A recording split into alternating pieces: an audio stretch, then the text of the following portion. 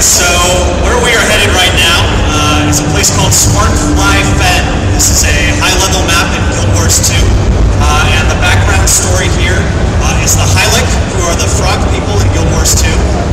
This is their home territory, and they are under siege by the undead, who are basically wiping out the Hylic and taking over their lands. And we have teamed up, the player organization, the Vigil, the Solari Wild Hunt, and the Hylic are organized together to fight against the undead. And we're going to show you a battle on the front line of that war between the undead, the Hylic, the Vigil, and the Wild Hunt. What we're going to show you here in just a second is one of our large bosses in Guild Wars 2. And this guy is one of our little dragons.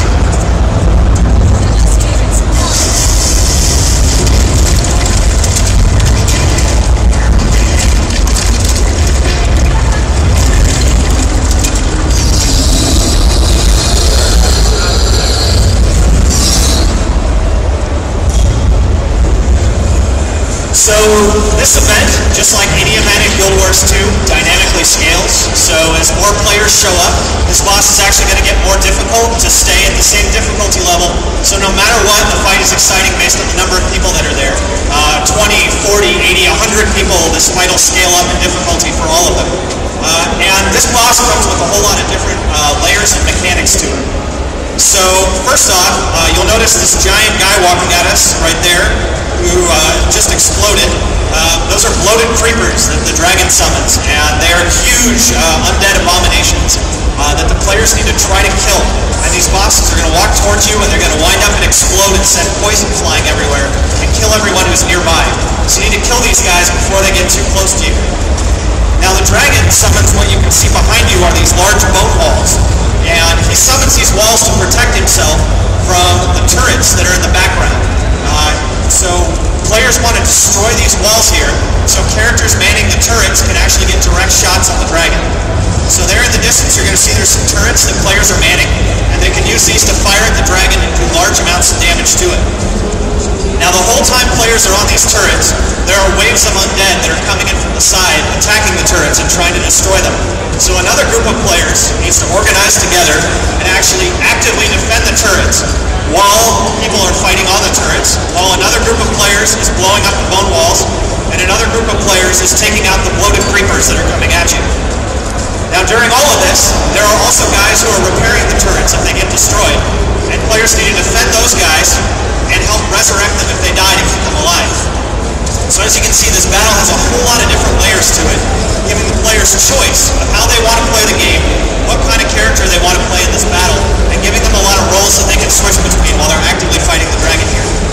Now there's one final piece to this battle, and you can see it counting down right now, and that is the Asura Mega Laser, and we're running towards that right now. At certain intervals of health, the Mega Laser begins to charge up, and it unloads onto the dragon if players are able to defend it, and the dragon is now stunned, and he stays stunned for about 15 seconds.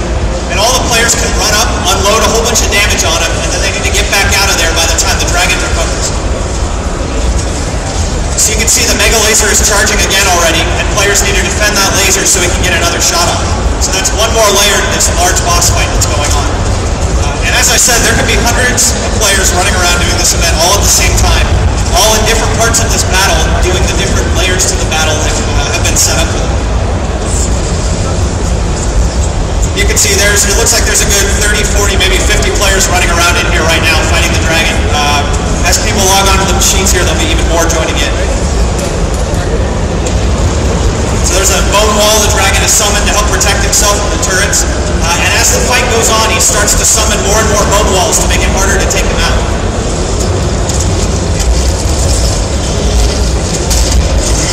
So when he flies up in the air like that, he drops a bunch of little poison balls on the ground, and that's where the bloated creepers rise up out from, and they start marching forward towards the players who need to take them out.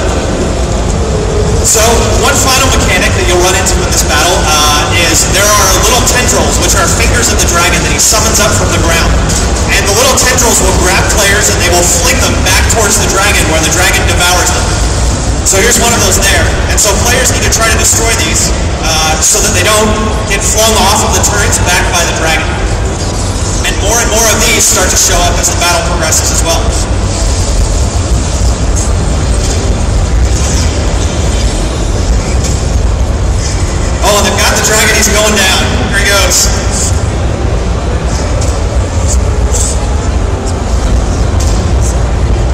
drops down to the bottom of the ocean there, and everybody gets a giant chest that they get their rewards for killing the dragon. So there you go. All right. So that is one of our large boss encounters in Guild Wars 2. As I said, that is one of our small dragons. There are much larger ones than that. And I hope all of you get a chance to check out the demo. Thank you very much for coming today. We got one more person who'd like to talk to you. Thanks. Thanks a lot. That was pretty cool. Every time I see that, I'm kind of stunned also, so sorry for that. But anyway, thank you guys for coming. I hope you share my enthusiasm for the things we have in development. We're really excited about Wildstar.